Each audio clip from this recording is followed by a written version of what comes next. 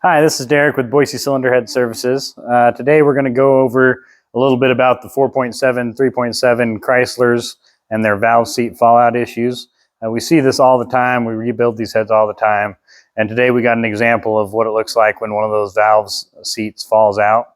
So over here you got two 3.7 heads off the same cars, a Jeep Liberty. I think 2006 or something like that. Yeah, 2006. And I've already gone and pulled the valves out of it, except for the two that have the valve seat fallout issue. And as you can see in here, that seat is just kind of stuck right there, and it hangs the valve open, drops a rocker off, and causes a misfire and potential cam damage and other damage could be caused by this. If this seat breaks apart in here, it'll just bounce around like, you know, a pinball and just damage everything around it. Sometimes the heads are savable, sometimes they're not. Usually we just see the valve seat pinched by the valve.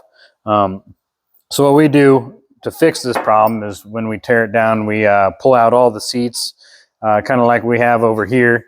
We got a few of them in processing. And we're going to install, this is a 4.7, pretty much the same design. We got some more 3.7s over there on the end, but they have the same valve seat fallout issue, and we're pretty sure it's due to a lack of press fit on the seat itself. So what we do, and overheating definitely has a big role to play with this. But what we do is we just put in new seats here. This is for the exhaust side, and this is for the intake side right here. They have about 7 thousandths press fit, which is definitely good enough to hold the seat in there for a long period of time. So we'll just cut those things out, drop them into these holes here, cut the profiles on it, make sure it vacuum checks and seals properly, and then we solve that valve seat issue for the future.